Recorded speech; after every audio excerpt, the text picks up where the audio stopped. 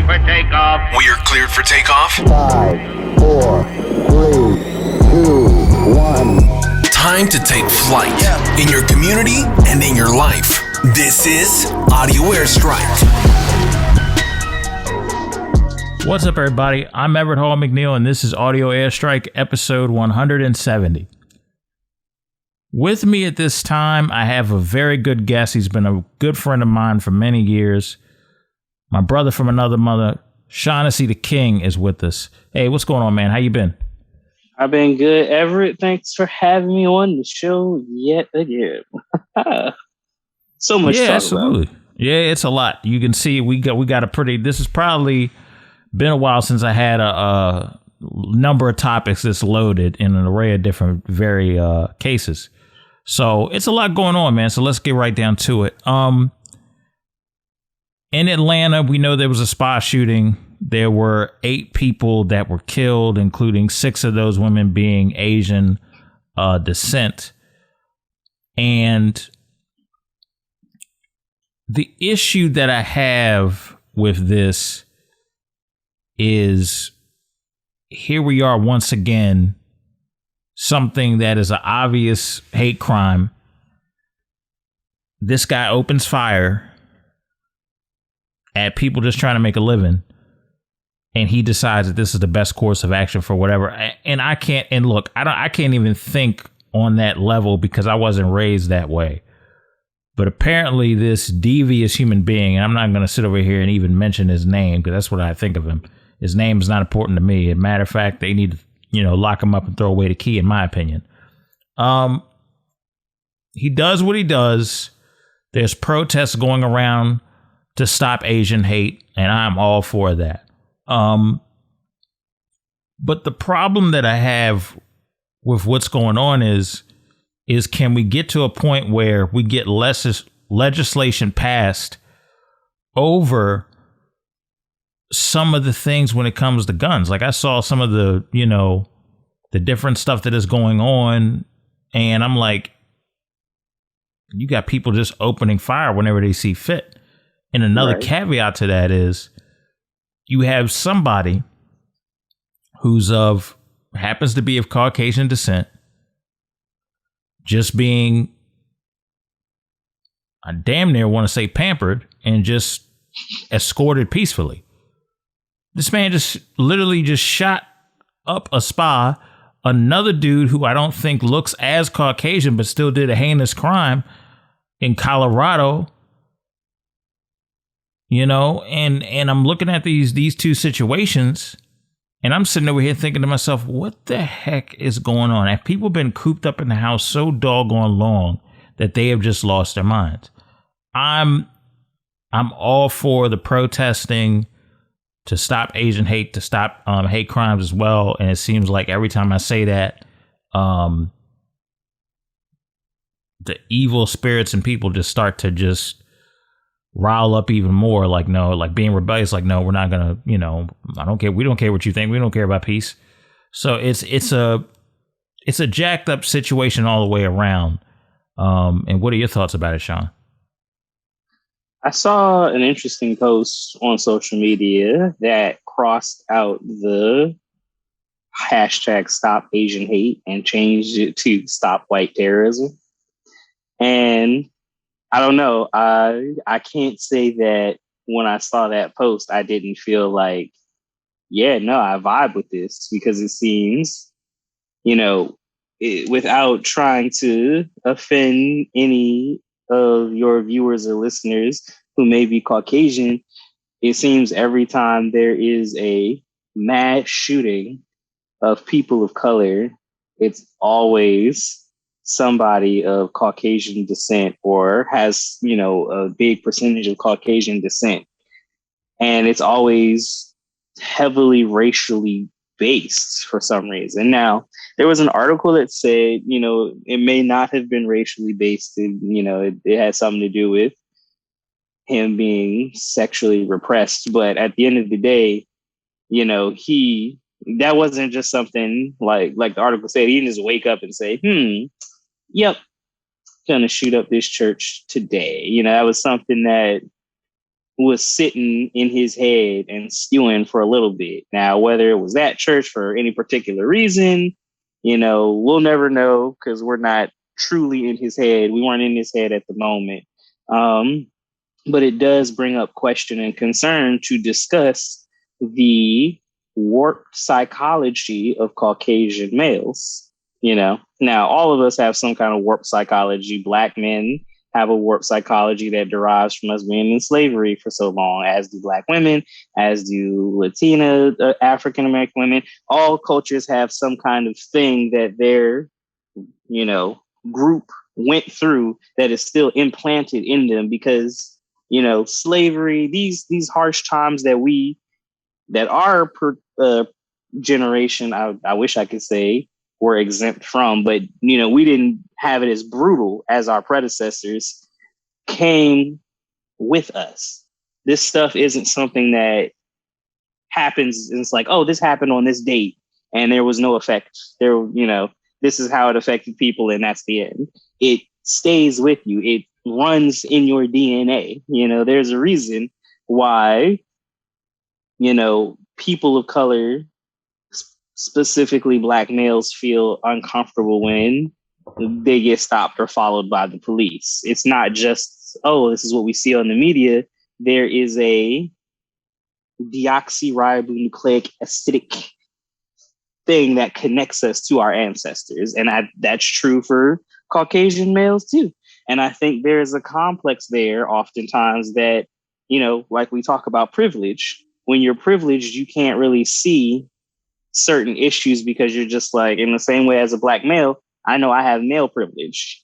I don't have to worry about, when I walk down the neighborhood at night and a woman's coming to me, I had to learn to naturally not look menacing because women are so often harassed that, I wasn't thinking like, oh, I'll think, oh, yeah, hey, I'll greet her, but she may be fearing for her life because she doesn't know who I am. And that's not, that's male privilege in that sense where I can just be like, oh, concurrently, it changes. If it's a police officer walking and it's me walking, there's a whole different mindset there. So it really begs the question, to get back to the point, to talk about the racial history of America as it also affects Caucasian people, which I believe is a catalyst to what leads to these kind of events. Yeah, and the thing that we have to realize is this, man, and I was sitting over here really looking at the entire situation as a whole. When I see people post, y'all didn't say nothing when so-and-so of a certain race attacked so-and-so of a certain race on Instagram, you are not helping with what the cause is. The cause is that minorities are being hunted, killed, harassed by people that, yes, happen to be of a certain hue, but at the end of the day, they are racist. And the thing that I need people to understand is, especially minorities, listen to me very closely.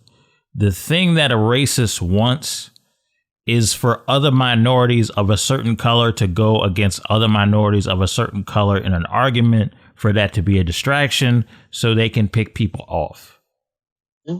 Mentally, spiritually, physically, they are looking to pick people off. You are dealing with somebody that is working at times, I believe, and I'm not trying to get super religious, I believe racism as a demonic spirit, in my personal opinion. That's how I view it. Everybody has their opinion religion wise, but that's how I view it. From my standpoint, I think that there needs to be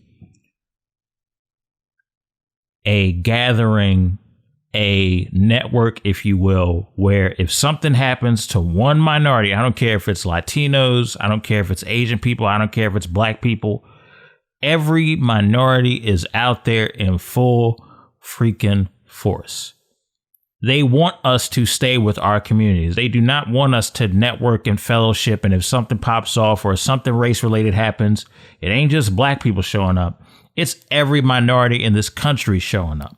And I think that is a direction we need to move to. And if there are people that are sick and tired, and I'm going to say this, if there are white people, and I know for a fact there are white people that are sick and tired of the race issues, and I'm not talking about the white people that don't want to see change. I'm talking about the white people that have spoke out, stood in a corner, and actually they're trying their best, even though they're not in our shoes. They are standing side by side with us and being like, we're sick of it too. And this shouldn't be this way. You are more than welcome. If you are like that, you are more than welcome to stand with those minorities and help us out for the cause. But it needs to be more united front. And we have to start pushing for legislation when it comes to gun control, when it comes to, like, we protest and some of these cops are getting off, like, and some of these racists are getting just a slap on the hand. You know what I mean? And, some of these people are getting, I could even go as far as to say some of these people are getting, paid leave for murder. Yeah. Like, and it's one of those situations, man, like I'm not going to sit over here and say it's Asians versus everybody else. I'm not going to sit over and say it's black people versus everybody else. I'm going to say it's kind, genuine, heartfelt, passionate people that actually give a crap about the human race against racists that want to do nothing but, steal, kill, and destroy. You came in, you stole people's culture. You came in, you killed their spirit. You came in, you destroyed the very fabric that helped build this country in a lot of ways, and then have the nerve to sit over there and tell these very people that helped literally the whole entire infrastructure of what you guys do is on the backs of blacks, Native Americans, and even to this day, presently, Latinos. And you treat them like they don't deserve to be here. And that's the type of time that I'm on. So my last statement is this. If you are racist, I'm speaking for me, I'm speaking for Sean. We don't want no parts of that around here. If you are sitting over there, have no problem with the stuff that's going on, we don't want no parts of that over here, because you're a waste of space at that point. We trying to find solutions, trying to figure out legislation, and trying to figure out how we can change different policies and try to figure out how we can actually make change around here. Because let's be honest, I don't care what party that you would like or you're a fan of. They are going to listen to the people that can move the needle on their leverage and equity. Money talks in a capitalist society. That's how it goes. You don't do what we want. We have this demand. You don't do what you want. You're not getting our vote. Point blank. Period. I don't care if you're a Democrat, Republican, or in between. You don't support and you don't push these things into action. Don't take it seriously. You're not getting our vote. I'm sick and tired of us voting for these parties. And after the election's over, after everything is done, they kick us right out of the SUV, just like in that daggone meme. And it's the same knee jerk, the same, the same trap that they do every single 4 years. You don't care. Stop acting like you do. Move aside. Let the citizens take back control. Let the citizens step in and actually care about one another, because you definitely can't trust a politician or this government to do so. And I'm not trying to sound anti-American. I literally have been calling for unity on this show consistently for 3 to 4 years. That's a freaking fact. I got 170 some episodes. I ain't trying to get on a rant, but I could go there with these topics. I got 170 episodes and over a dozen witnesses that know what time I'm on when I come on this platform. So it's either unity or get out the way. That's how I feel. Oh, by any means necessary. Right. I'm not gonna sit over here and condone this closet racist behavior that I've seen from people. I'm not gonna condone that. If you are not willing to stand on the front line, if you are not afraid to use your voice to stand up for change, and if you don't understand, let me go here.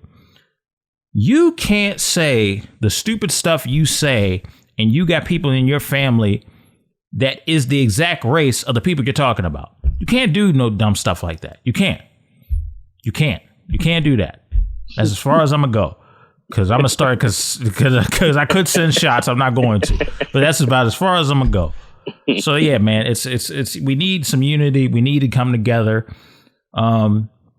This ain't the time to be like, oh, well, when was Asian standing with us? I like, fam, we need to all come together on the front. We need to be working with the Latinos and working with the Asian people, and then they turn around and they scratch our back. They're helping us out. Because now it's getting to the point where now even African people that bought into the lie that we're lazy, but they looked at it and said, no, you guys are being actually marginalized is what's going on. We were like, we're so sorry. We didn't know. So we need to have more progressive conversations and figure out how we can push legislation in that regard. My rant is over. Sean, you got any last thoughts before I switch to the next topic? Yeah, no, I agree with a lot of the things you said. I do believe unity needs to happen. I do believe the conversations need to happen.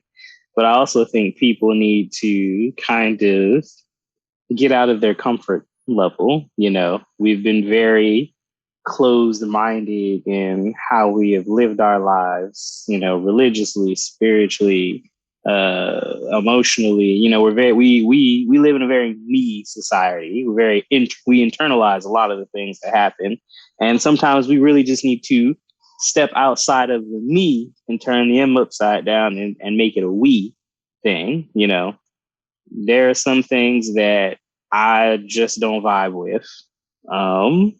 But at the same time, concurrently, you know, I'm willing to have a conversation about anything. Now, that's not to say, you know, I understand the hurt that's rooted in, oh, well, when it has Asian people united together and come to us, I can understand, but we need to also understand that coming from a place of hurt doesn't heal anything. What do you want to do? Do you want to heal, or do you just want to vent your hurt? Because what I get from a lot of people nowadays is, oh, we hurt, and let's tell you about why we hurt, which is cool. I'm glad people are getting their hurt stories out. But now, at a certain point, when are you going to decide, okay, when are we going to heal? And what does that look like? What does that journey to healing look like? Because you can hurt all day. I hear enough stories about, oh, I don't like, normalize this because it hurts these people. Normalize this because it hurts these people. Normalize this because it hurts these. Okay, well, if everyone stands on their hurt feelings, then where do we go from there? After everybody's feelings is hurt and everybody done said what they had to say about their hurt feelings, when do we have the conversation about the journey to healing?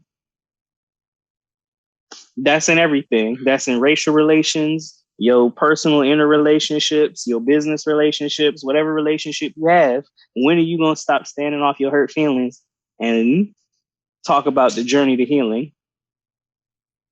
That's all I got to say on that. Absolutely. Unity matters, and we all need to take that journey of healing. Deshaun Watson may need to take a different journey of healing after he has been busted with sexual allegations. You like how I did the transition? I still got it. Mm-hmm. So there has been several accounts of sexual misconduct, I should say. And I'm going to be honest here, and this is the one time when I hear stories about this that I'm very skeptic. Mm-hmm. Here's why. And it has nothing to do with the fact that he's an African-American quarterback. It has nothing to do with the fact that,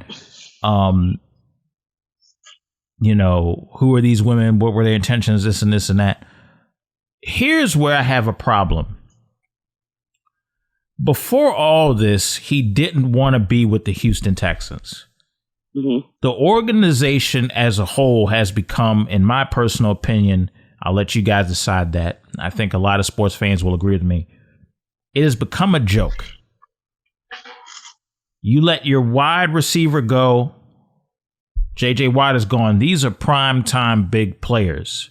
Yes, J.J. Watt at times has battled through injuries. He's still a very productive player. That's a red flag. That is a huge red flag. And the fact of the matter is this: yes, Deshaun Watson was paid, but he was visibly not happy with the situation in Houston and was vocal about it at times. He was respectful, but vocal about it. You could tell. So you mean to tell me that around all season time, around this time, all of a sudden, somebody who has never, ever had no altercations with his players, he's had no troubled incidents, he's a model citizen, takes care of his family, you don't hear his name in any drama whatsoever. Randomly, all of a sudden, these sexual misconduct accusations come up. Mm-hmm. I find that a little bit weird for somebody who doesn't have a history of any of that stuff whatsoever. This guy, for the most part, he's been a model citizen. I don't even think he's got a criminal record. I highly doubt it. And that's what's fishy about the situation. And this is really all I got to say. I hope they get down to the bottom of it, because the reality of the situation is, man, accusations like this shift your future. There's no way around it. It just shifts your future. So I know people are going to play conspiracy theories. Well, like, whoa, did he make up this? I heard some wild rumor that there's a possibility that Deshaun Watson may have made up this story so his value could go down, so he could get a job at the Miami Dolphins just to get out of Houston. Ain't nobody putting. That's an interestingly strategic plan. That's a risk. Yeah, that's very risky. I don't see Deshaun Watson or any football player that matter doing some crazy stuff like that within their right mind, especially him. No, I think it's a rumor. I think it's at the end of the day, I hope that the truth comes out. I hope that the family of Deshaun Watson is okay. We're sending prayers just over the whole situation, because that's just a rough situation to be in. You're somewhere you're not happy with, and then you got to battle this. Just as you're about to, light at the end of the tunnel, there's like rumors you're about to go to Miami. There's rumors you're about to, you've been tagged to go to Denver, meet with Denver, see what opportunities they got in the quarterback situation. And then now this happens. Right. If the ladies actually have evidence, I'm not saying that ladies don't. I'm saying this isolated incident for the first time is making me question a lot of stuff when it comes to these sexual accusations. I want everybody to be heard, but at the same time, I definitely got my eyebrow raised. That's just my opinion. Yeah, I think it gets tricky when you talk about sexual misconduct. With the statistics being so ridiculously high of women being abused, it's so easy to, believe any woman who says, oh, hey, this happened. Especially because the stigma behind it usually does not cater favorably to women. We're starting to see a little bit of a shift now where, men get thoroughly condemned if they're accused, regardless if we know the facts or not. And I think that just comes down to, social media and everybody getting to state their opinion on a situation that they were not present for.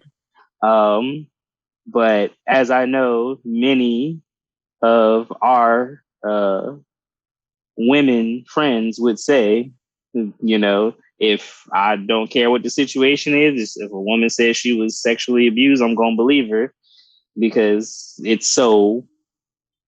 happens so often and it's been silenced for so long.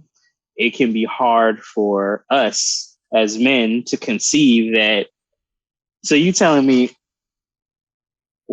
9 out of 10 of us sexually harass women? Like 9 out of 10, not like 5 out of 10, but 9 out of 10. You know what I'm saying? So it's haunting to feel like, when you think about how many male friends you have, it's haunting to think that any of them could have conducted any kind of sexual misconduct there.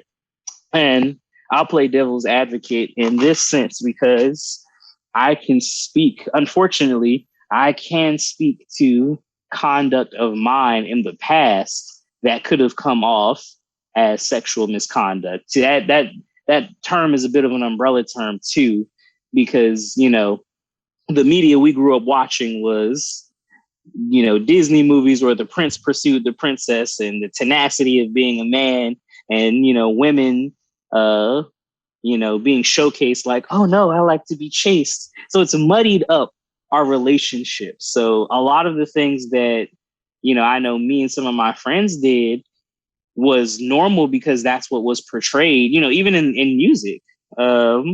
You know, and I don't want to say this is anybody's fault. It's just how we absorbed the media. You know, Beyonce's Soldier talks about, you know, the fantasizing and the fetishizing of a brother from the hood who's aggressive.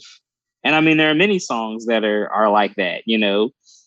And so when this media is absorbed, when, you know, it's not just, you know, one particular person who's affected by it, it's all of us, because we're even as observers, we're watching, oh, this is what these people are into, or this is what this sex is into. Okay, so this is what I should emulate if I want to attract a mate, or this is what I should emulate if I want to da da da da.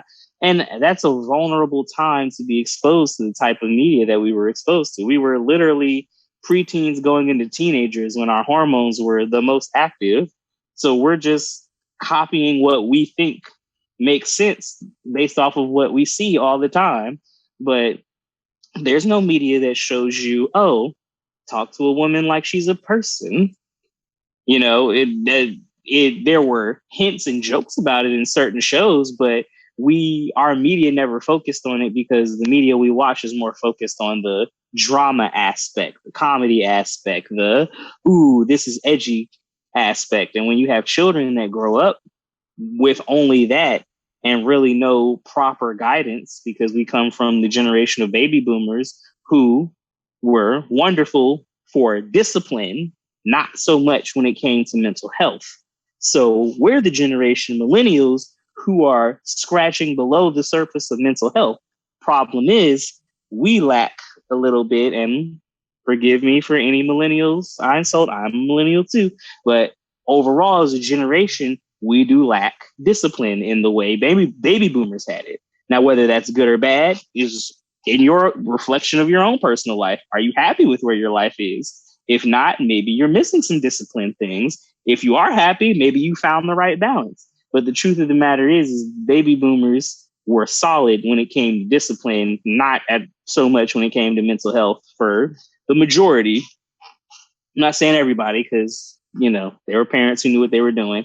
And as millennials, we're giving down to Gen Z and them better mental health, but discipline's a little shaky. And again, that's where that will become an issue is not going to be found until the next generation of kids are born. You know, there are some things that my daughter will say that I'm just like, well, child, you don't even know if I said that to my mama.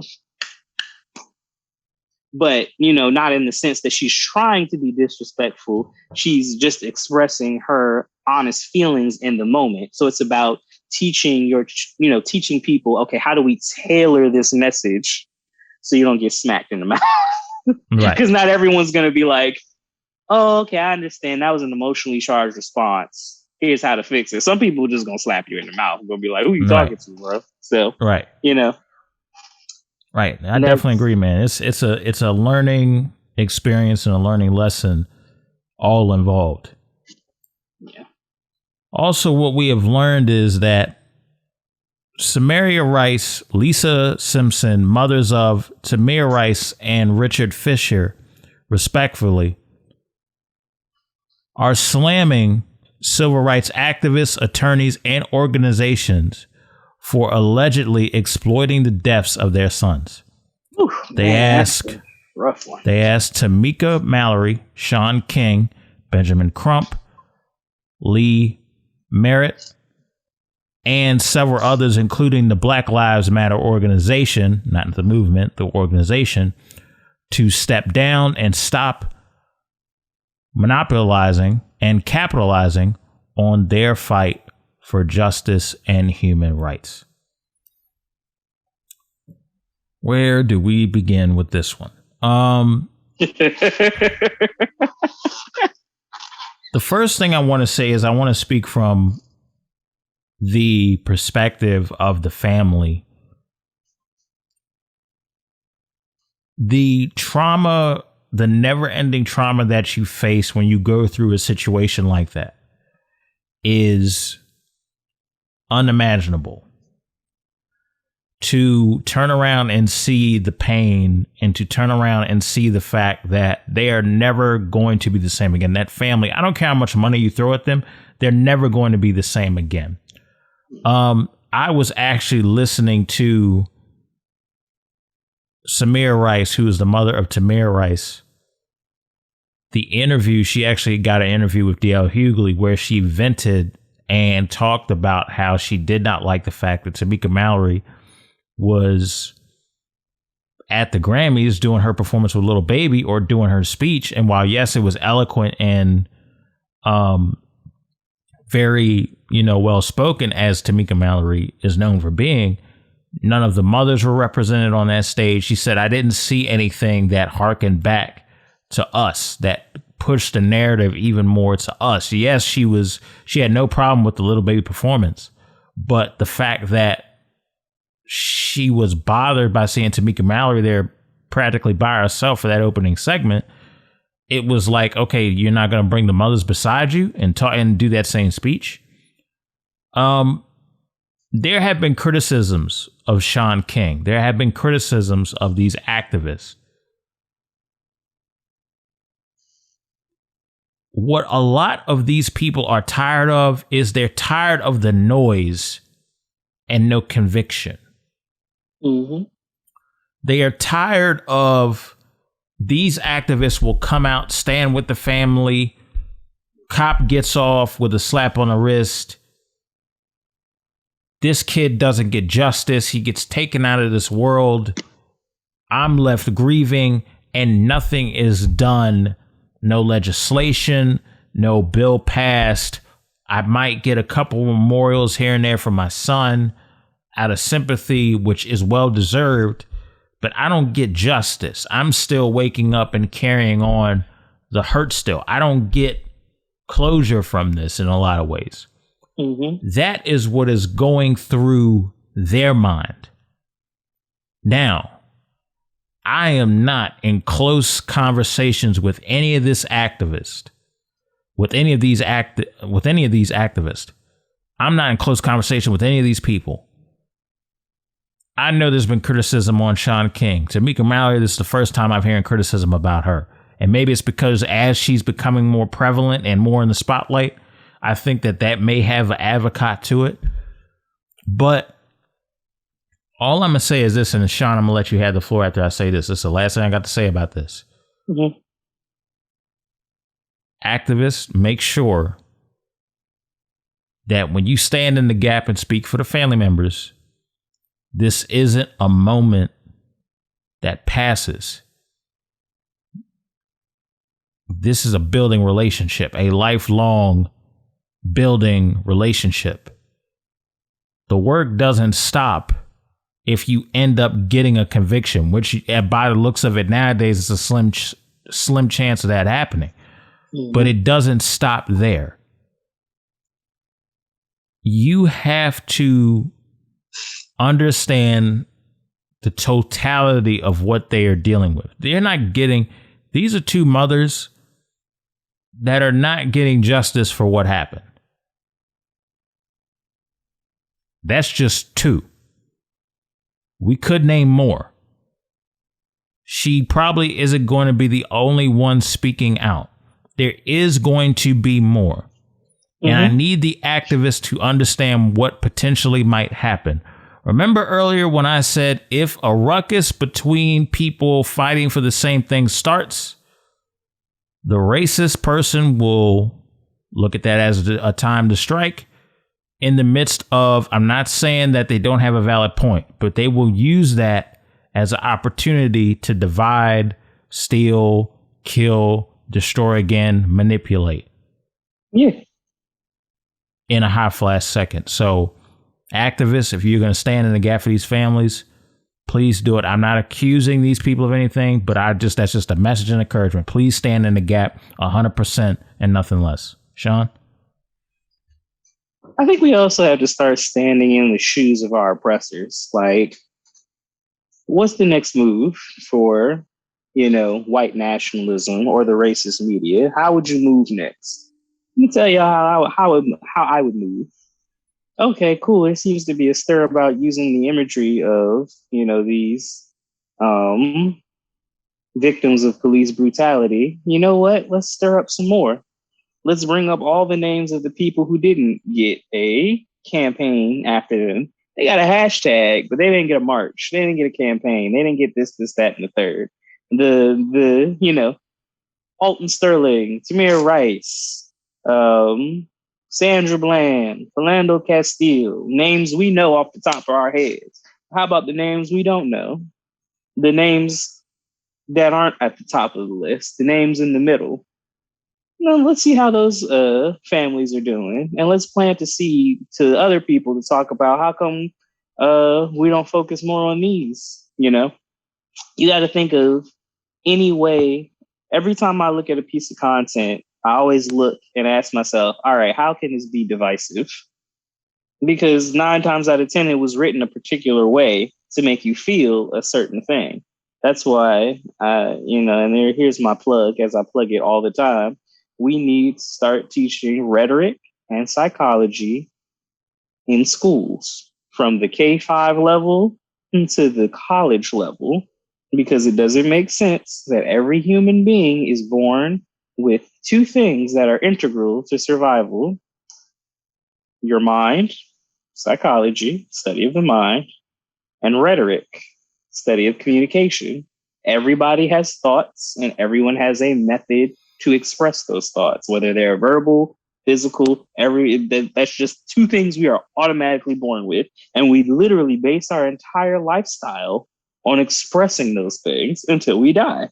So why are we not being taught how to tailor and craft both of these things that we use on a daily basis?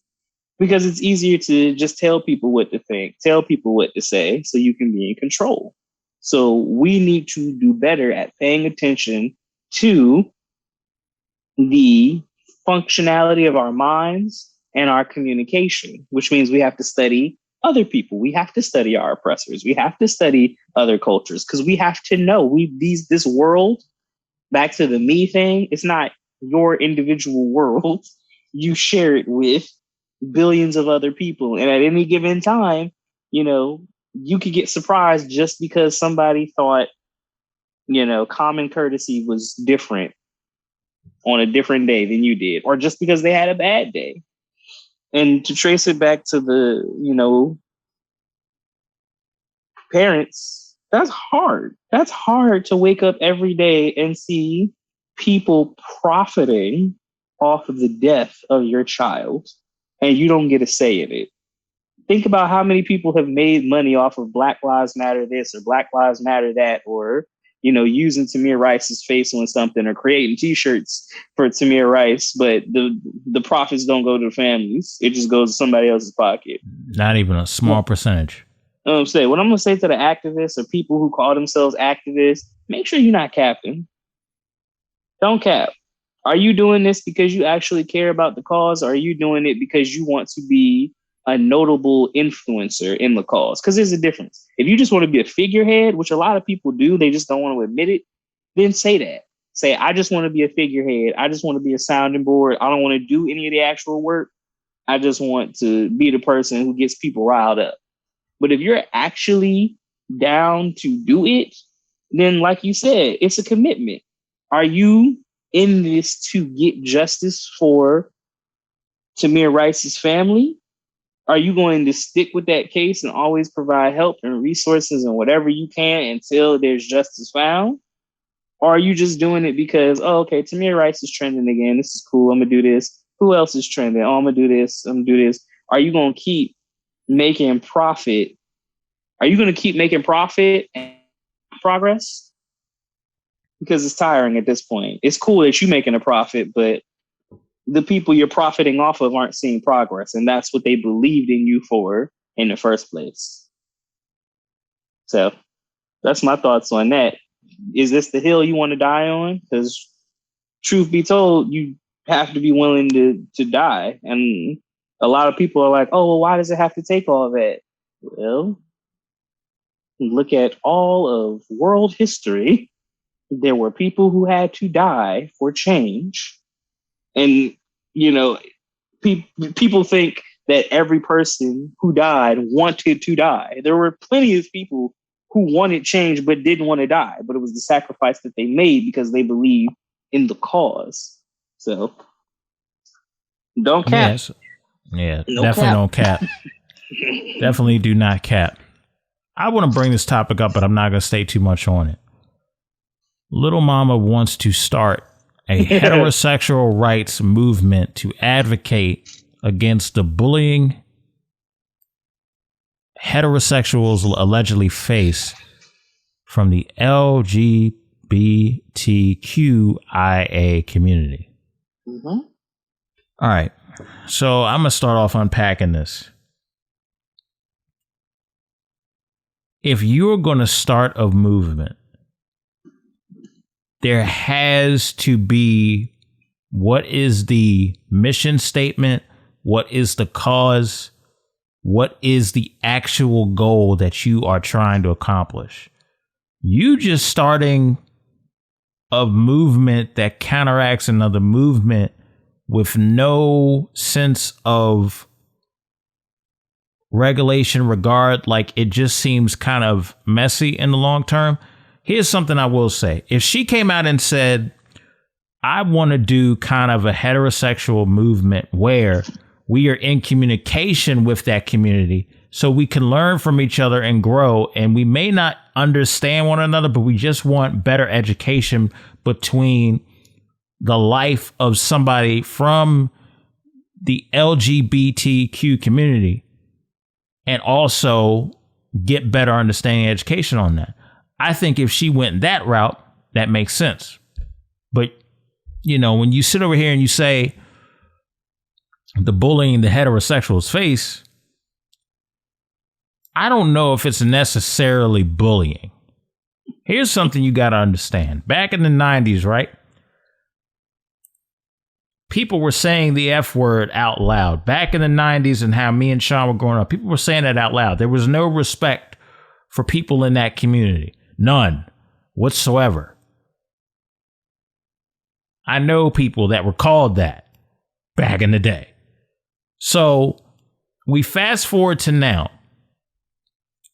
Am I going to sit here and say that there are some moments where somebody who is heterosexual is just asking a question for educational purposes, and maybe the hurt and pain and trauma that somebody who was not able to be themselves and identify as what they really were got triggered and may have overstepped and set and may have assumed something when it wasn't that the case? Yes, that has totally happened. I've seen it happen, and that does happen. Does that need to be corrected? Yes. Does there need to be a whole heterosexual rights movement? Hell no, not in my opinion. There doesn't need to be. Let's be for real. Heterosexuals have privileges that people from the other community don't. People ain't looking at you crazy. You're the norm. You're the norm in a lot of people's eyes. People ain't looking at you nuts. That's the privilege that you have as somebody that is straight. So when I hear heterosexual rights movement, what is the goal here? Is the goal to get education to build a bridge? Or are we being divisive? Which one is it? And so that's my standpoint. That's really all I got to say. Like, if we are, okay, in an individual case, if you got somebody on the other side that's being hateful and they just hate heterosexuals, they hate heterosexuals, okay, that's a totally different story. We got to correct that and put that person in place respectfully, not in a violent way. Just respectfully correct them on that. However, with this, heterosexuals are not being assaulted and brutalized for being straight. There is no need for a heterosexual rights movement, in my personal opinion. If you want to have a discussion where we can build bridges and kind of learn from one another. Now, keep in mind, I'm saying all this. You don't have to agree with every aspect of that lifestyle. You don't have to understand every aspect of that lifestyle, but you doggone sure got to show some respect. And that's my point. Yeah, absolutely. I'd caution you to switch your rhetoric from saying that lifestyle, because it's does it come off as hateful? I ain't mean to be hateful. No, Does it I come know off you as hateful? Oh, okay. I'm just letting you know for the future. I think around about 2016, it started to say that lifestyle, which, usually came from the church background because it was the nice way of saying, we don't, blah, blah, blah, blah. But it turned into kind of it's like it was code for saying we don't F with those people. Is that what you're trying to say? Yeah. And it's kind of like Caucasians saying the N-word because it was in a song now. Oh, and so okay. See, I appreciate the education. No, you're good.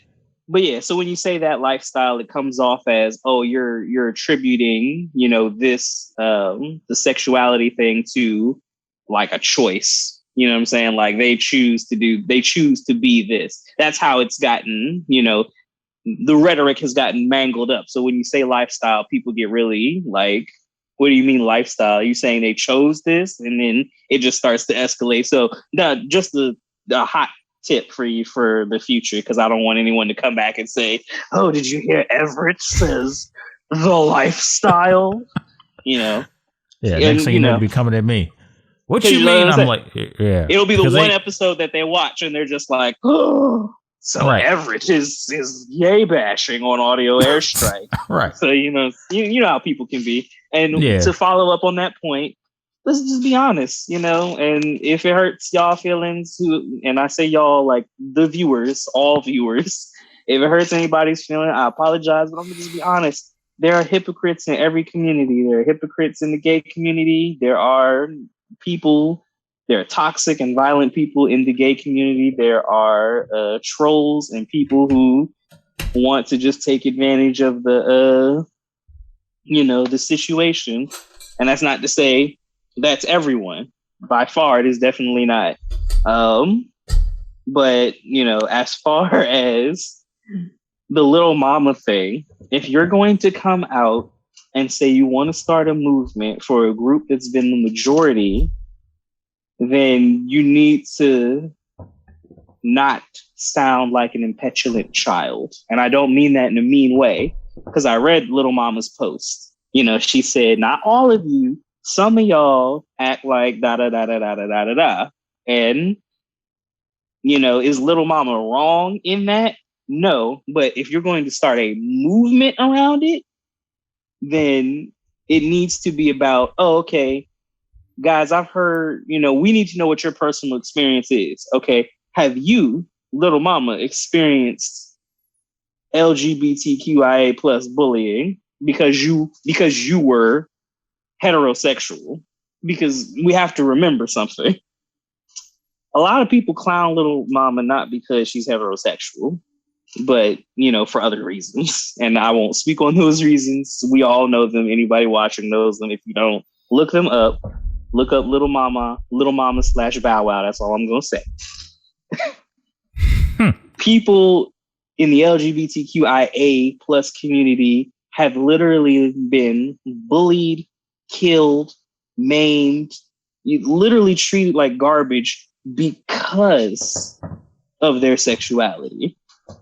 Like, we have cases across centuries of it happening. It's literally, some people live their lives justifying their prejudice religiously against these people. That doesn't exist for heterosexual people. So if you're going to start a movement to counteract something where people were religiously being killed for something that they couldn't control, wherever you stand on that argument, then you can't just come off sounding like you're doing it because somebody from the LGBTQIA community hurt your feelings. You need to have, hey, I've been hearing a lot of stories. Here's some links that I've been noticing. Did you know this kid got bullied because he was, heterosexual? Did you hear this kid? It seems to be like, if you can show us trending cases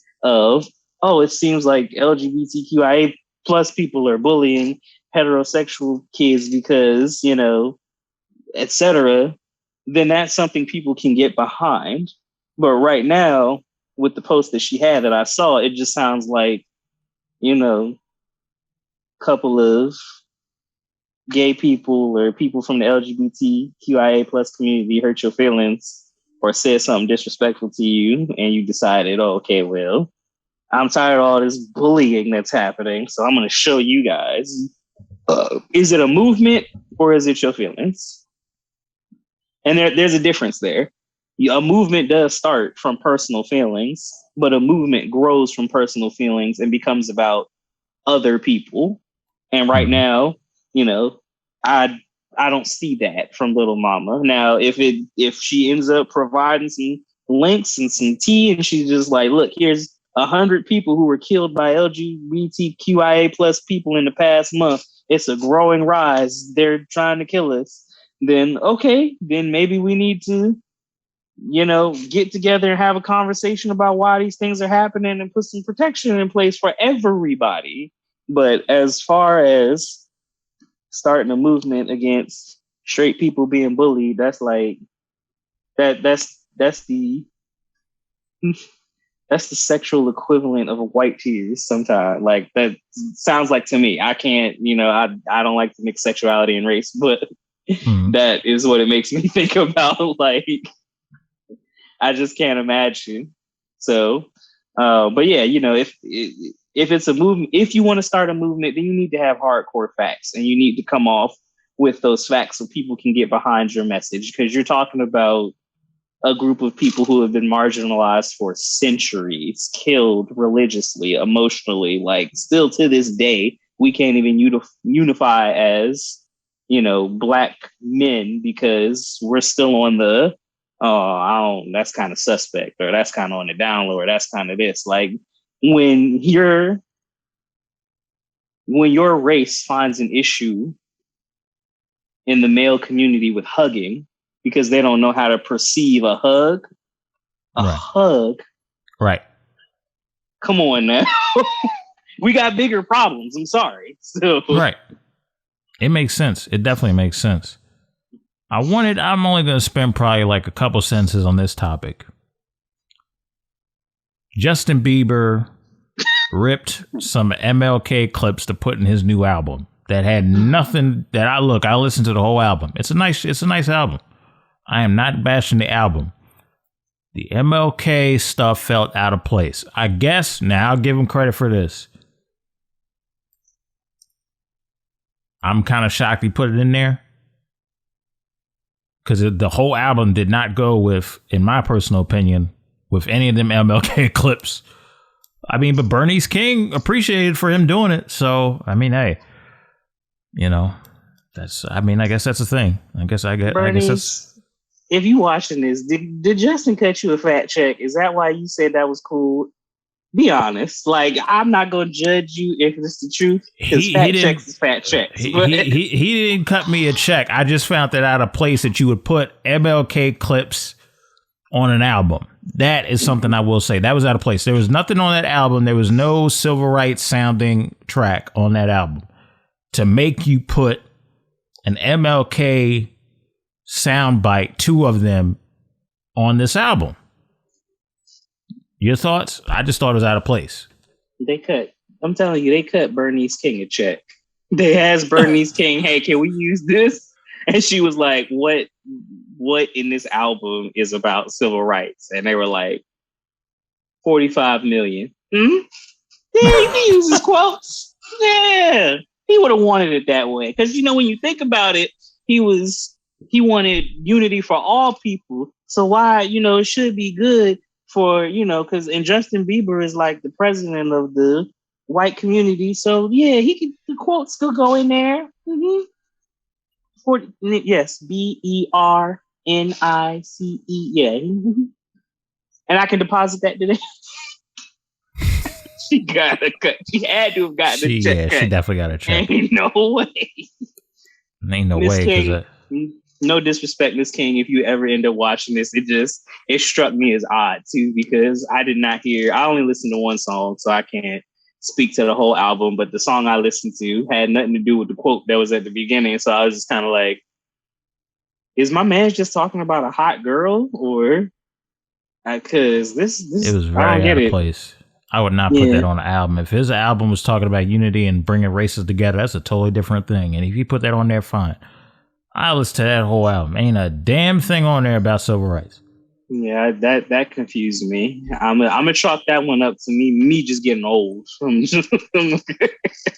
gonna chalk that one up to me getting old, but in the back of my head, I'm just gonna keep telling myself they cut Bernice a check, because if they cut me a check for $45 million, I'd be like, yeah, it's fine, it's cool. I can work with that. So let me ask you this question, man. Picture this, right? Mm-hmm. Demeanor and you are on a nice, fancy dinner. You're at this top of the line steakhouse. Salt Bae comes through. Anybody who knows Salt Bae, look him up. Sprinkles of salt all over the steak. Man, next thing you know, he cuts off a piece of steak and he feeds people. Mm-hmm. He hands a piece to Demeanor right in front of you. Do you feel some type of way that you got another man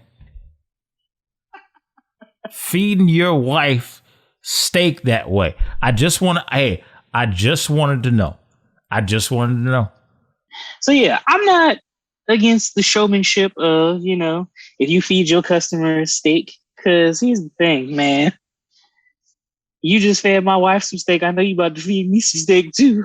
So she got a piece. I want 2 pieces. Feed me, young. Feed me, and sprinkle the salt in there too while you're at it. While you're here. Now, I saw some comments that were just like, my biggest concern is more so that he's sprinkling salt on people's steak with no gloves, coming off his arm hair during a pandemic. And I'm just like, damn, y'all. Y'all can't see. This is why y'all can't go. Y'all can't enjoy the experience. Y'all still scared about the pandemic, which is a good fear to have. But it's crazy. I wouldn't have a problem with it. Like I'm the first one. He'd probably feed me first, because I'd be sitting there just looking at him like, suddenly life has new meaning to me. He feeding me first before he feed her, so don't bother me now. You'd be on cloud 9, wouldn't you? Mm-hmm. I'd be sitting there ready. I'd be watching that steak. Oh, it's done.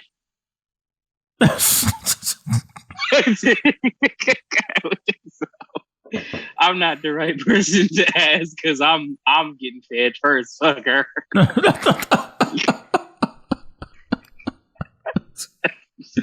Oh, you a fool, man. I'm paying. I'm probably paying. Nah, give me my piece of steak for feeding me first. So, feed come me on first. Yeah, most ungentleman thing you could do at a table. Oh, feed me first. Your whole wife is standing there, bro. Like, what the hell? She all right. You get her. I gotta, because see, as the provider and the protector, I gotta taste it first to make sure it's not poison. Because see, if I eat it first and I die, then she knows to leave and go get dinner somewhere else and maybe call a hospital. But if she eat it first, then how I'ma look and she died, and everybody gonna say, "Wow, you even protect your wife from poisonous steak." So I'll take the first hit. You know what you acting like? You acting like Derrick Jaxn with dreads. That's exactly what you acting like. What you want. Exactly what you acting like. You try to go first and then find your reasoning for why you should go first over the lady. I gotta protect. We got to protect our women, and if that means we have to taste the food before they get to taste it, it's okay. Normalize protecting women by tasting their food before they eat it, in the same way they take a piece off our plate just to taste it. We'll see. We'll see if that gets normalized. But one thing one thing when it comes to normalizing protecting black women, if there's anybody that has been sucking at that for the past couple of years after being so hypocritical, is none other than Derrick Jaxn, and we're going to get right into it. So it has been circling around the entire internet that a guru, somebody who is not a trained professional, somebody that is giving advice based off his experiences or other people's experiences, Derrick Jaxn is a self-proclaimed relationship guru. He was married. He got exposed for cheating on his wife. At first, when the news was about to come out, he hid or limited his comments. He deleted posts, but then he finally confessed with his wife by his side in one of the most awkward apology videos I've ever seen. And I'm gonna be honest with you, the fact that we did not see this female, his wife, in none of his videos up until this point, to me that screams manipulation. I don't think the apology video was sincere based on my knowledge and based on from what I've seen. Y'all can say I'm being judgmental. I don't care what y'all say. I'm gonna say it. It's the one time it's the one time that I'm not gonna be politically correct. You cannot stand over here and talk about how cheating is wrong. You cannot do that and then turn around and do this. And I hate, and I'm gonna be honest with you, this is triggering to me, and I'm gonna say this. Do I think everybody has a chance to redeem themselves? I do, depending on what it is. And that's just my selfish now. I mean, that's just my perspective. I have a limit. There's some stuff you can't come back from based on how my morals are. I know it may be different for Sean. It may be different for mutual friends that we know. I know for me, there is some stuff you just can't come back from. The fact that this dude did a whole apology video, but you put a link underneath to sell your book, shows me how unsincere your trifling behind is. This is not the time to sell books. You messed up royally. You didn't protect your black wife royally, and you royally screwed up, and women have been coming out with the receipts about your infidelity. And the sad thing about it is that you put yourself in this position. You know the ins and outs, supposedly, with all the content that you put up. You know the ins and outs. Or at least you give the impression that you do. Mm-hmm. I don't want to hear about your book. I don't want to hear about you using this and turning this into a profit. Because that means that apology video, which was awkward anyway, and she can talk about healing and this and that and talk about God, that's great. I'm looking at the eyes, Sean. Them eyes tell me she ain't healed not one bit. I look at body language. I pay attention to all that. Everything about that, in my personal opinion, was awkward. Now, I know what some of his fans are going to say. You're a black man bashing another black man. Oh, I'm sorry. I'm going to hold you accountable for the dumb stuff that you do. This is me looking out for black women too. I'm going to hold you accountable for the fact that you are standing beside somebody that is willing to go through hell with you, and you squandered that sense of loyalty. I can't give you a pass for that. Yes, I'm coming off harsh. Yes, I'm hard on him. Because at his age, he should know better. This is not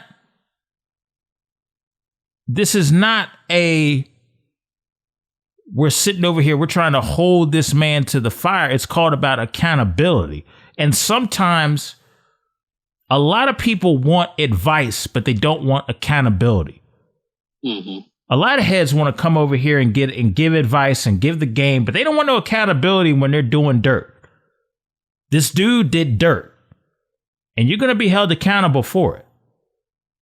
So I don't want to hear about your book because you come off very unsincere, manipulative, and very hurtful.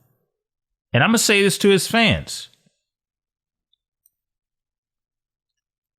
Specifically ladies, because a lot of ladies listen to his content. I would encourage you to stop going to these dudes' platforms that target you, know how to target you, know how to trigger you, and manipulate you to support their brand.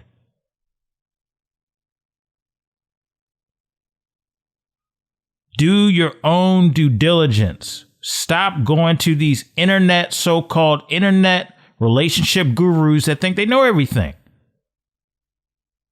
Do you know how many of these relationship gurus online have had failed marriages, divorces? And I'm not saying you can't learn something from that, but I'm just saying if they're professing themselves as this perfect being or as somebody who is a teacher of a certain class of relationship, and you find out as you look through their background, they have all this dirt about the divorces they've been in, the stuff that they've gone through. I'm not saying they're still not capable of giving somewhat good advice, but you do have to vet it. And so that's really all I got to say, man. This man has turned around, has given advice at the same time, bashed men, and now you sound like the most hypocritical dude on the internet. And if you are going to protect your wife, don't put her on the internet to have a bunch of people that don't know her comment. I think that was a wrong move. That's just me. She's not in any one of your videos at all. And I'm gonna be honest, man. I look at him. I don't think this was a sincere apology. I don't think this was anything sincere, especially when I see cash for profit underneath. So I'm gonna close with this. Either way, he better fix it. I don't think his wife is ever going to trust him the same way again. Especially when it's multiple women.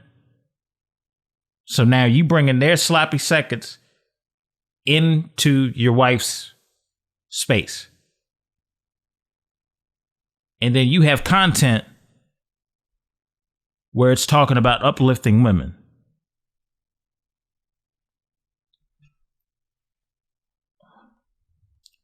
What kind of nonsense are you trying to pull?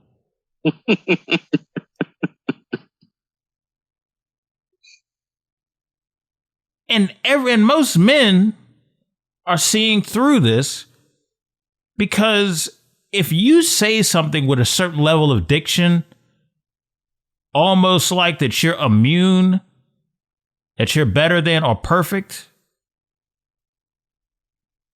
it'd be different if he said, look, I was having an affair with multiple women, and this is what I learned from it. If he said that out the gate,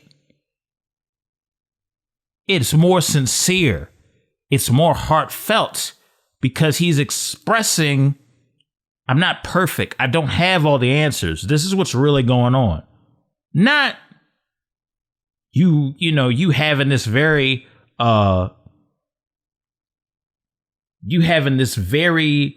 authoritative view on relationships, like you've had it pretty much good this whole time. I didn't even know he was married till the video came out. So that's my statement, man. You better get it together. I got time for none of this insincere crap. Better get it together. That's all I got to say. Look, you know what you did. I ain't name call you too bad. I did go in on you. It's called accountability. You don't like it? Tough. You and your feelings? Tough. You look like a straight simp. Do something different. Be a stand-up dude and take care of that. That's what you look like. I stayed away from bashing this dude. But you up here making a black woman look dumb? No. Can't stand for that. Sean, your thoughts before I say something else.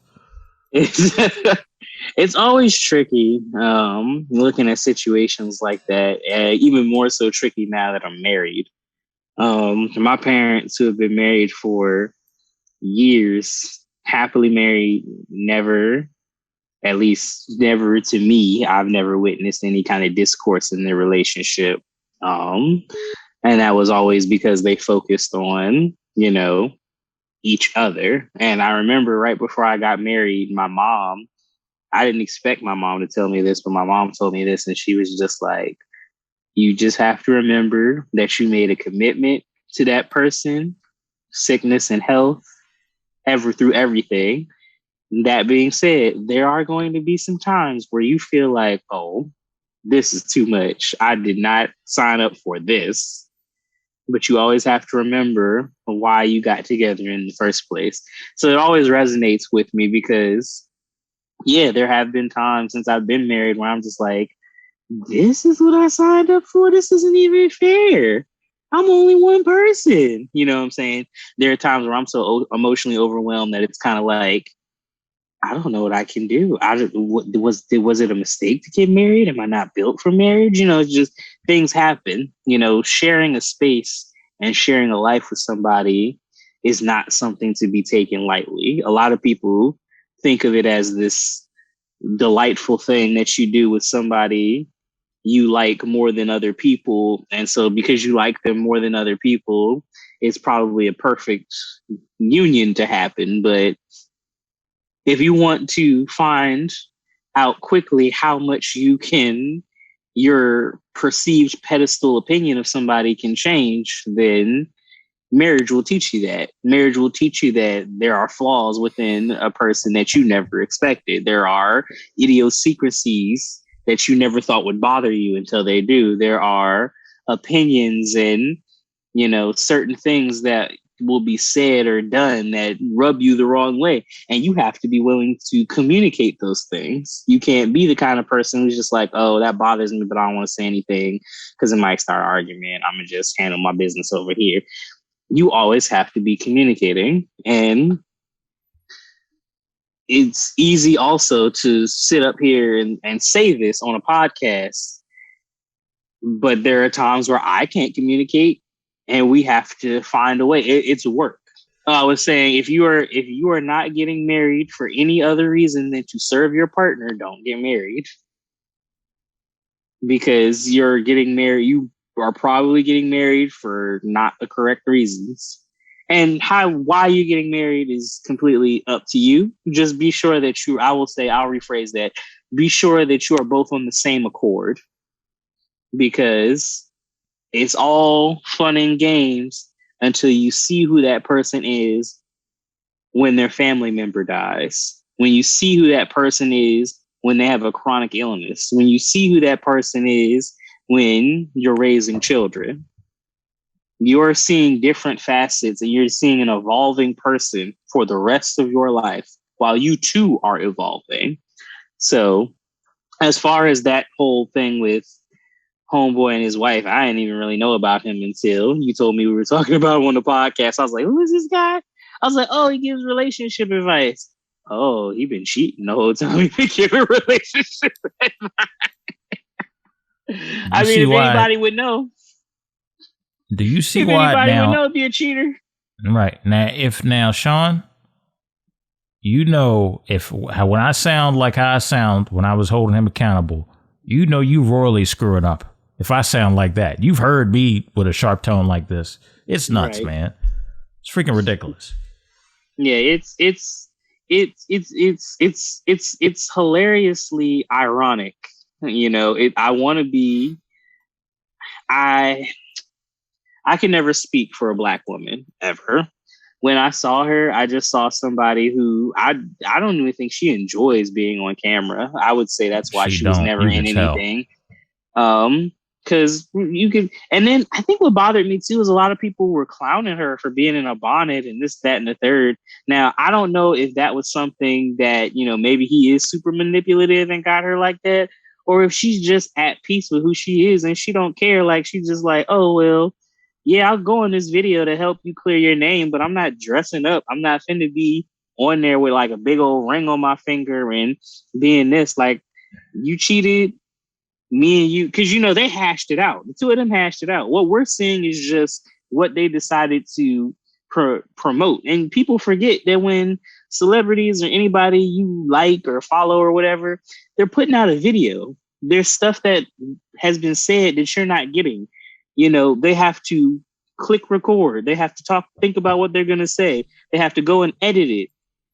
And then they give it out to you. There's so much stuff that was talked about between the two of them that we'll never know about. Perhaps she did truly forgive him and she's sick of it. Maybe she didn't and she's still hurting, but he be making money off of this stuff. So she just like, look, I'll come on here so you can clear your name, but you buying me, you taking me on a nice vacation since this had to come back up. We don't know. It could be a whole bunch of different things. What we do know is it is hilariously ironic that you are a relationship guru and you've been cheating the whole length of your relationship and the whole length of your guru career. Now, that's where it's just like, I have to laugh at that scenario because everything else is so between the two of y'all and whatever y'all are doing that I can't sit here and fathom, did he cheat? Yeah, probably. Is she forgive him? Is she healed? I don't know. But I mean, it's none of my business. That's at the end of the day, that's their relationship. And their relationship is modeled off of them. Mm-hmm. And in the same way, every other relationship that you will have with someone else is modeled off of you and that person. So, I wish her peace. I wish them both peace. Honestly, I wish her peace. I wish him peace. But boy, that is funny that you're a relationship guru talking about cheating and outing men's secrets and this, that, and the third. He was just making a memento. He was just saying, this is what I do without saying, this is what I do. All right. Hey, Derrick, don't screw up again. All right. Don't screw up again. I'll tell you right now, if you put her in that same place again, she is not staying. I've seen it happen. Don't screw up. Don't. Just gonna move on.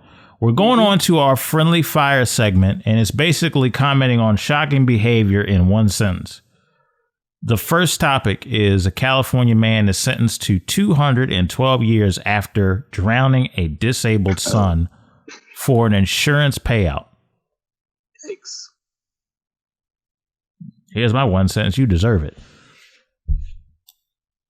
That's my one sentence. What's yours?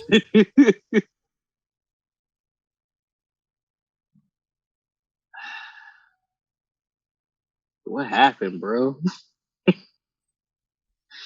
Because, it's easy to say you deserve it. It's easy to say burn in hell. It's easy to say may God smite you. Yeah, I feel all of those things. But at the end of the day, I want to know what happened. At what point were you so overwhelmed that you looked at that child and said, I'm going to just drown this MF so I can get the money and live my life? Like, as a father of two, it is stressful raising kids. I can only imagine, the stress that comes from, raising a disabled child too. And that's not to just say because it's the disabled child, there's our government, our system of capitalism doesn't cater to people who, or at least in my opinion, doesn't cater enough to helping and aiding and providing the right resources for people with disabilities and their caretakers. I just don't believe that they do, because every person I meet always has some kind of gripe or issue with it, unless they're, filthy rich. So I really want to know what happened. Was it because, you had that child, you were taking care of that child, you loved that child at some point. What happened in our society that shifted that focus? And maybe it wasn't in our society, maybe, it was in you, but still, that's the answer. That's the question I want to know, because to me, that gets us closer to the root of the problem. And if we can get closer to the root of the problem, then perhaps we can find, here's the problem. The problem wasn't this person in particular, just this person in particular. It was the horrific existential crisis that is capitalism and being a parent of a disabled child in a capitalist society.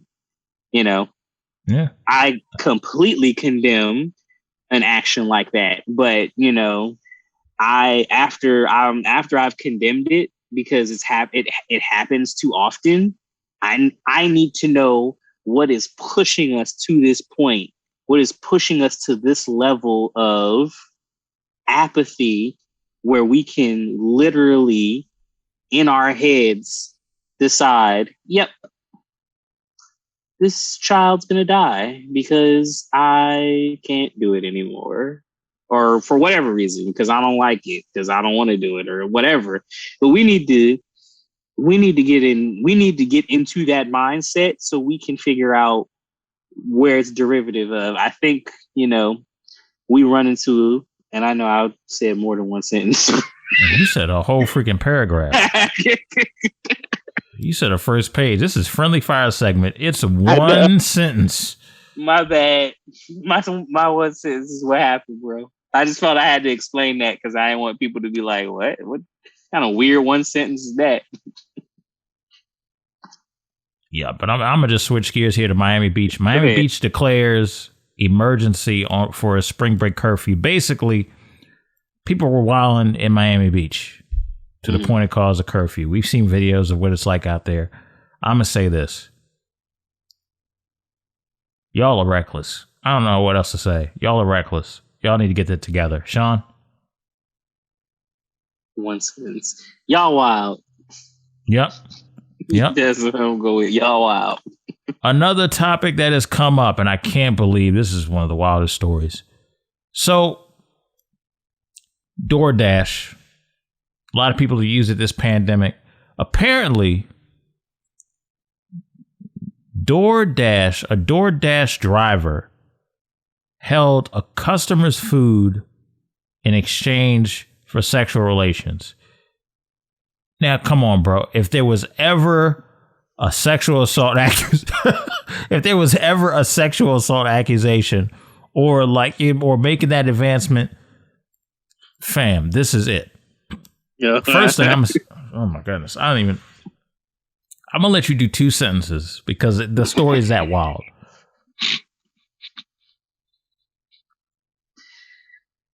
Okay, my first sentence is gonna be ignorant. How fine was she, bro? That you had to hold her food that she paid for ransom. Like, how fine was she that she was just like, nah, I can't give her food. I gotta get with her before I give her this food. Like, what? Second sentence. Niggas, you crazy? She paid for that food. You can't. It's like the audacity. That is some Cracker Barrel stuff if I ain't never heard it. Yes, we know you paid for this food, but yeah, we're gonna have to request sexual relations. What? Excuse me? I did not go to work, yell at my boss because they racist, to come home and have you hold my food ransom because you need to crack one open, buddy. What? Yeah, it's crazy, dude. That is nuts. My question is this.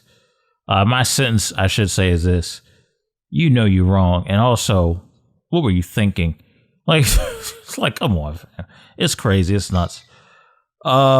Moving on, I want to get to our Take Flight Talk. That's another segment where we kind of have a life discussion. I'm only probably going to spend 5 minutes on this. Does loyalty have an expiration date with people nowadays? I'm going to let you ponder that while I give out these thoughts. There used to be a time that loyalty meant I have your back until the end. There used to be a time where loyalty meant that I have your back through thick and thin, no matter what. Nowadays, loyalty has become more conditional. People play Halloween and make you think that they are the most loyal friend that you have until the condition does not go for their benefit. And when you cannot provide the first, second, or third favor. With that being said, I do think that we need to get to a point where we teach people what true loyalty is, not just through our words, but through our actions. Sean, what are your thoughts on that? I think it's been the same as it's always been since the world's been turning. I think it goes back to what we talked about relationships, It's easy to say, I got you. It's easier said than done. It's easy to be like, oh yeah, I got you. Whatever you need, let me know, da.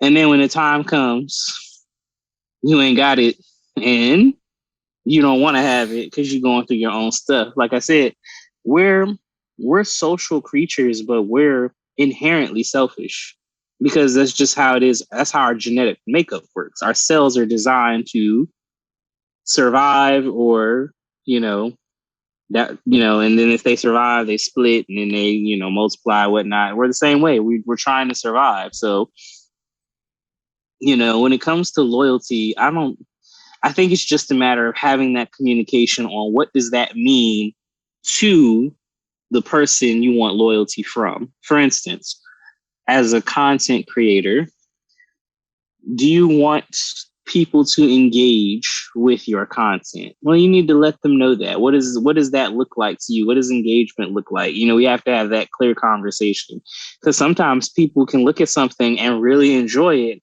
but not hit the like button, not hit the share button, not hit any button. And that's a crazy concept to people like me and you who are just like, yeah, we know that we need this engagement for other people to see us. So naturally, if somebody I know puts something out, I'm going to at least hit a like on it so they know. But we live in such a consumeristic society that people are just consuming things. And we're getting to the point where people aren't even giving back as much as the click of a like or the tap at this point. You know what I'm saying? So you are right. There is a conversation that needs to be had, but I think also that conversation is going to be subjective to every person because, loyalty to this person does, loyalty to some is, can I call on you when my car breaks down in the middle of the night? Loyalty to others is, nah, you can't call on me when your car breaks down in the middle of the night for me to come get you. But I can make a call to AAA and let you use my number because you don't got insurance. You know what I'm saying? It looks different. There are some people who will get up, drop everything they're doing, and come out and get you. There are other people who are like, oh, I can call somebody for you. I can call you an Uber. You can come here. Or I can call you an Uber and send you wherever you need to go. And then there are some people who are like, I don't know how to handle that situation, but I will send good vibes and prayers your way. You know what I'm saying? So can I say this as a side note? Absolutely.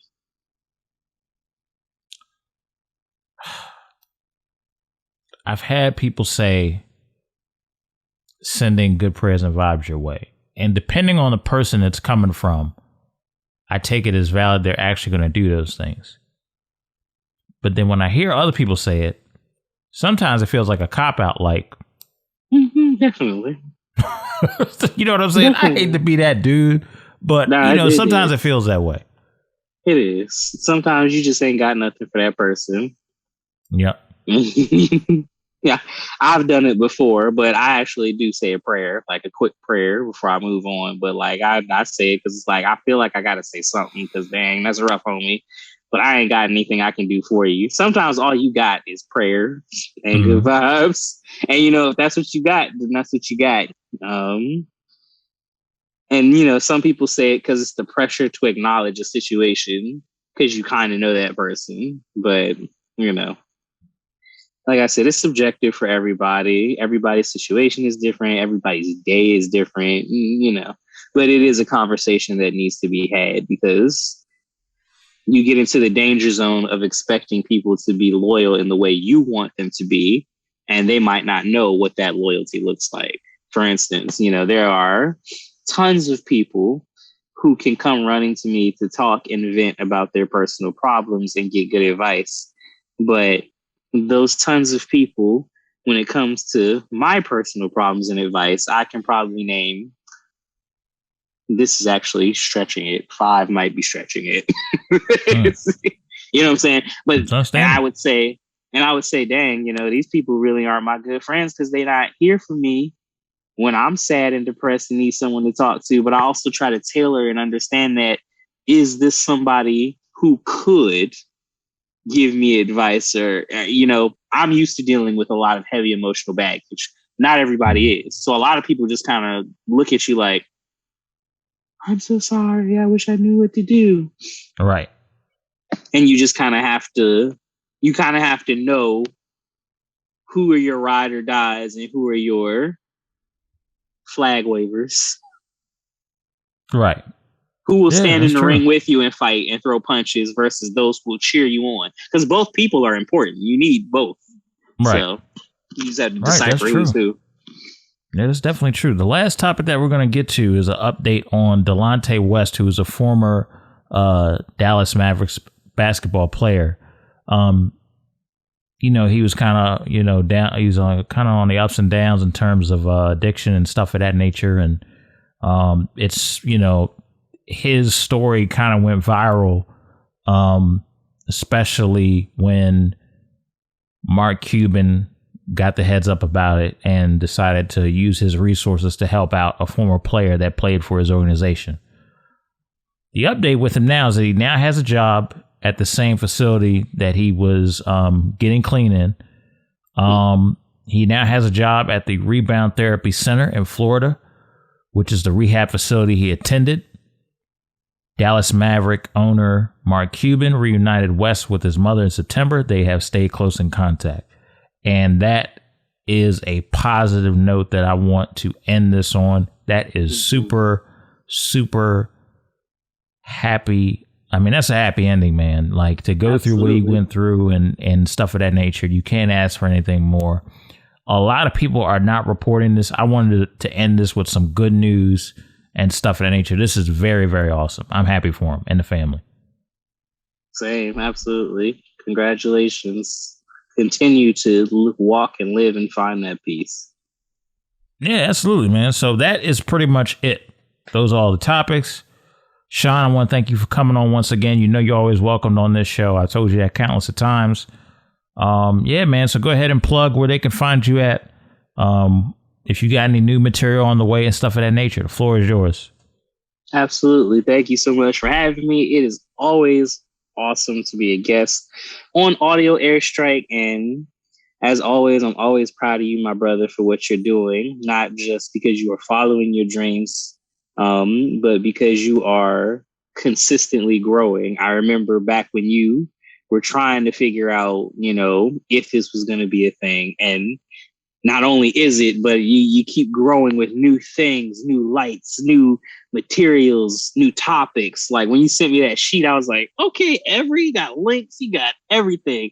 So I'm very proud of you. And it is an honor to know you as a creative.